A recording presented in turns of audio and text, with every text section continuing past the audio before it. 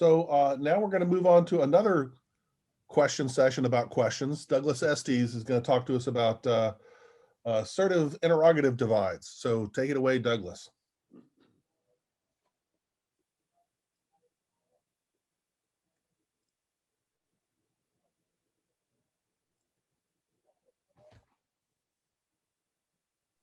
There we go. Am I on now? Yep, you are. Okay, great. Sorry about that. All right, well, good morning. And yes, I want to continue the conversation that William started and talk a little bit about question asking as it relates to our conversations, hopefully with ETIs. So a little bit about my background. I am interested in this topic because I've done some work over the last decade on what we might call historical linguistics, looking at questions in ancient texts and trying to figure out, how those questions work. So, for example, one of the things that I like to mention at parties is that, the question mark in the West anyway wasn't invented really until like the 4th century. So how did you figure out what a question was before then in a written text? So I thought there would be some parallels between historical linguistics and also exolinguistics. And so that was kind of the impetus for my paper. And as I was thinking about this and researching and writing, I basically have 2 arguments in my paper. The first one is that when we look at communication and language here on our planet, you basically have 2 different approaches or 2 different styles or 2 different vocalizations that occur. You basically have calls and you have language. And as a result of that, it made me think that because most of our mode of communication with ETI is assertions, that it could be that assertions can also mimic calls, or in other words, that an advanced intelligence may consider our attempts at communication nothing more than the calls of an inferior species. And sort of the analogy I would make at that point is that just as we, walk down the street and we hear the calls of inferior species all the time, we may say, oh, that bird sounds pretty. Or if we want to use the cat metaphor from earlier, that cat, is, doing what cats do, right? We don't really take the time to listen because they're an inferior species. No offense to cat owners and, that sort of thing. But, and so the question is, if we just simply communicate pi, for example, are we simply mimicking a call? That was the first question.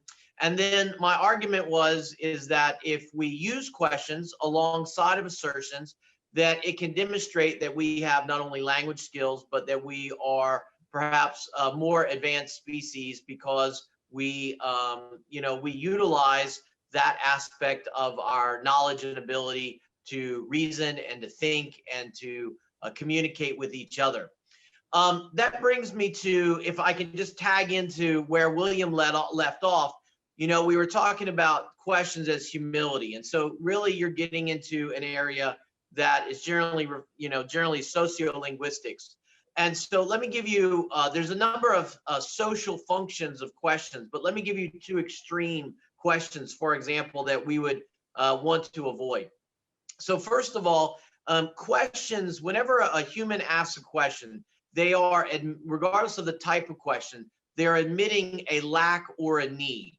Okay, so even if it's something as simple as, could you please pass the salt? You're admitting that you lack salt, okay? But all the way to a question such as, can you please help me? You're admitting a lack or a need. Now that shows humility, but it also may demonstrate that we are, kind of destitute and need ETIs to step in and help us. On the other hand, though, on the other side of the sociolinguistic question, is the issue of things like dialectic, or more specifically what we would call today like interrogative pressure. So if I go down the street and go run wild and I don't know, do something destructive, and the nice police officer come and arrest me, he's going to make some assertions, but he's going to have some questions too. And when I show up before the judge, they're going to have some questions. And those questions are not going to be phrased in a very polite or friendly way. They're going to pressure me with their questions to admit to whatever wrongdoing I had. And you know, people that are experts in that, in those fields that utilize interrogative pressure, they're very good at using questions to coerce and force people to admit things, even things that they are not guilty of. Now, those are two extremes, but they do give you a range of the issues that we face when we're trying to formulate what kind of questions to ask. Okay, so I'm just going to pause there and open it up for any of the questions you may have, hopefully more of the humble kind than the interrogative pressure kind, but I will answer both.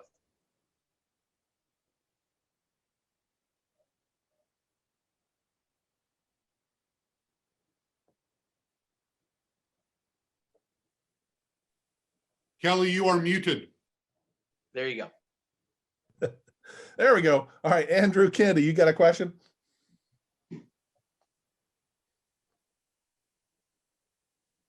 You're muted, Andrew.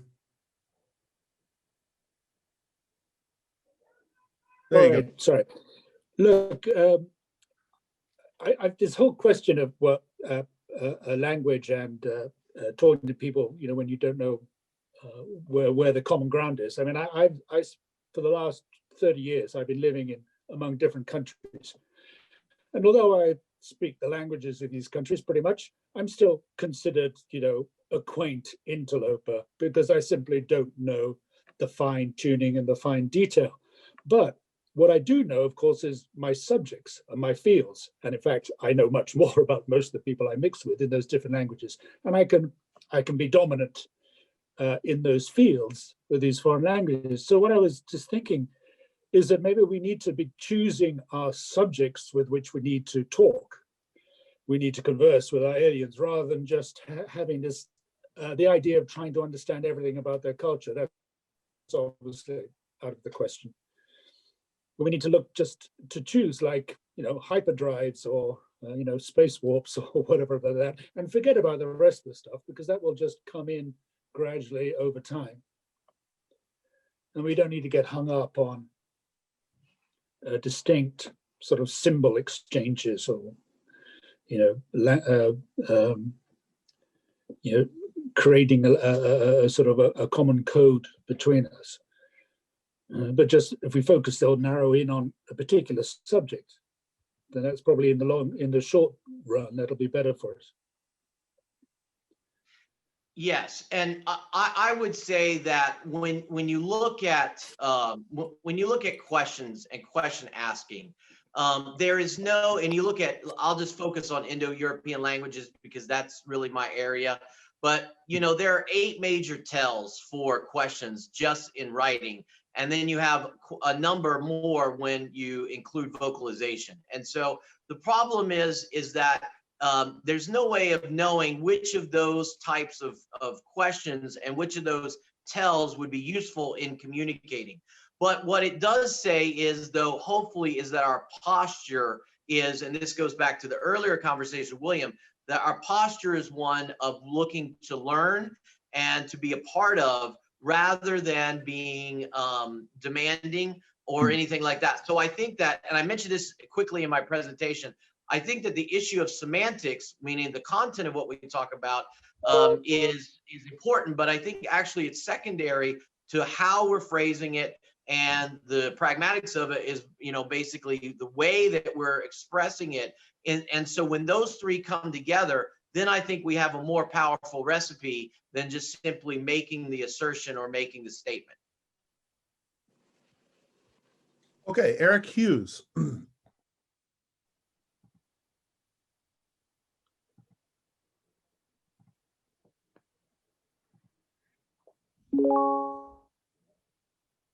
Can't hear you, Eric. You don't seem to be muted, but all right, I'll move on. We'll come back to you later. Carlos. Yeah, thank you. This will actually kind of fall on what you were just saying. So whether something is a question or an assertion or imperative or whatever at the syntactic level, and whether it is interrogative or imperative or assertoric at a speech act level are different things, right? You can assert something with something that's syntactically a question. You can You can use a question as an imperative. If I say, will you pass the salt, that's more of an imperative than a speech act than an interrogative speech act, right?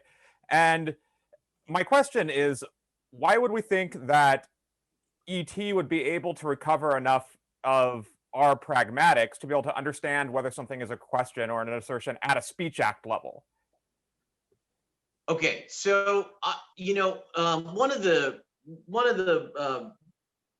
linguists that I cite in my paper is Harvey Sarles, and he actually wrote a paper many years ago simply about the fact whether it's would even be possible for someone that is not human to understand human language at all. And the example that he gives is just looking at species on Earth. I mean, we've been around how many ever millions and billions of years, and yet we still don't speak gorilla, and gorilla doesn't speak us. And so, no matter how long we're here, that just may never happen.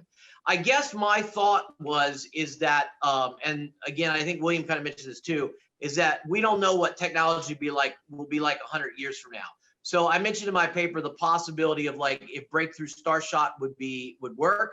Maybe at some point something along those lines might be able to might be able to communicate that with something that would be written.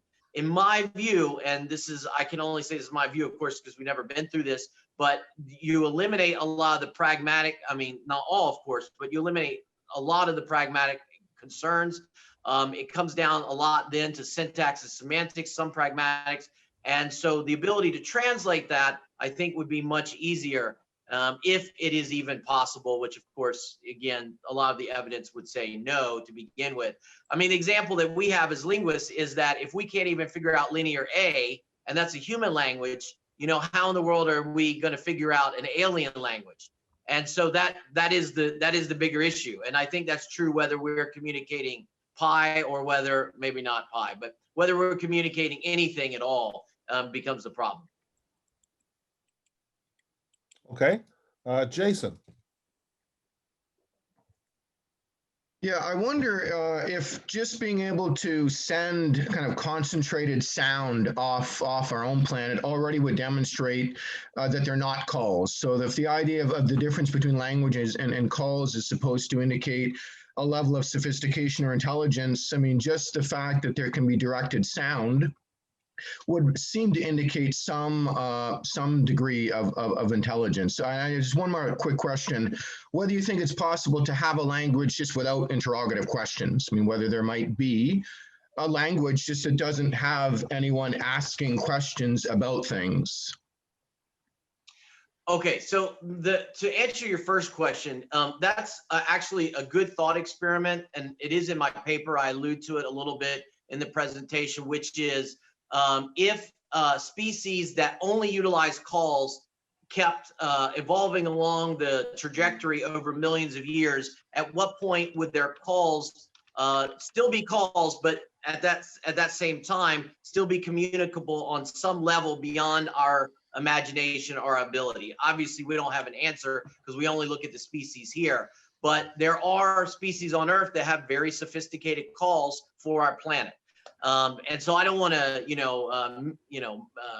confuse that with obviously interstellar communication, but it does at least raise the question. Now, to your second question is that based on everything I understand about linguistics, there are no human languages that don't have questions. We all have questions. And in fact, questions are fundamental and foundational to being human because we learn questions with the very first word a child speaks. So when a child says, food, they mean it in a way that immediately, quickly becomes a question.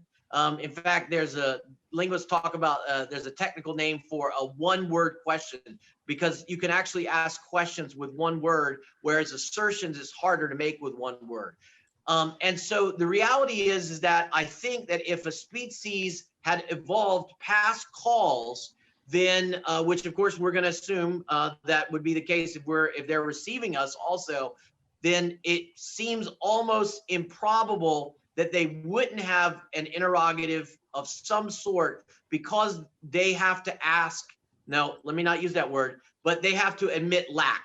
So by admitting lack, you are in a sense making an interrogative statement or an interrogative utterance, if you want to say it that way. So, and like the fellow said earlier, you know, please pass the salt. He sees that as an imperative. See, I see that as an interrogative because you're admitting a lack or a need there. But linguists debate that question. That's one that's in the literature all over.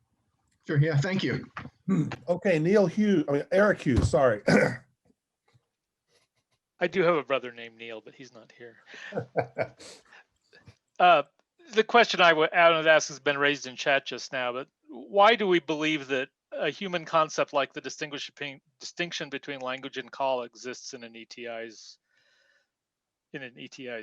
concept space, whatever that actually means for them at all? Why is that distinction even relevant to analyze? Well, I think that it's I mean, you know, arguing from without, you know, any evidentiary, you know, principle to start with here. I think that from an evolutionary perspective, you could just argue simply that species go through no vocalization or no call ability, then they move to call ability, then they move to language ability. So if you make that assumption, then it could be safe. All right, there's another hidden assumption in there, which is an ETI would exist on a world with other organisms that may or may not have vocalization or at least call ability. Okay, so I'm not imagining a world where there's only one species ETI, no other, you know, animal form on the planet. But if they have other animal forms on their planet too, then there's, I think, a probability that they would have calls on their world and they would have language on their world. The meta question, though, in my mind, though, is, and this is kind of like me saying it a different way, but one of the questions is always, how do we not make our communication seem so insignificant, you know? And so my way of saying it is simply to restate it slightly differently, which is to use the metaphor, the analogy of the call and the language to say this is something that we have to consider, that our communication is as high as possible, perhaps, because if we're just communicating pi, okay, I'm going to go pi, but if we're just communicating pi, it may not attract the attention of an intelligent species. Okay, Natalie? Thank you, Kelly. Thank you, Douglas. Yes, in regard to that communicating pi, I think that your distinction between, on the one hand, language and on the other hand, calls is too rigid, because there is a lot of nonverbal communication. There is indeed also the language of mathematics, the language of pi that you refer to. So in that regard, there is also, like we've seen that in the chat, and it's true, there is chemical communication. So in that regard, I think that the focus on the one hand that you put on vocal language and the idea that there should be calls or language or nothing in between, I think that is a bit too abrupt. So I would like to hear your thoughts on that. Well, as far as the language of math, I mean, that is a different way of communication, and it is. Well, see, again, language is, the way I would answer it probably is that language is social. And so if we go to a party and somebody starts talking to me about math, then I may not be super interested in having that conversation. Okay, now I'm making a little bit of a joke here, but I'm simply stating it as the fact that, you know, math has a value of communication, but then again, it may not be the value that an ETI may be interested in. I mean, we don't know. As far as the call versus the language, I guess that, you know, all the linguists that I appreciate make a pretty strict differentiation there, you know, especially in their work with animal species such as gorillas. There just seems to be a strong differentiation between the way that humans are able to communicate and the way animals tend to communicate. There just hasn't been much evidence of anything other than that. So I love your idea about math. Don't hear me being negative about communicating math, but I'm just wondering if it's possible to also integrate an interrogative posture with that communication as well. Okay, cool.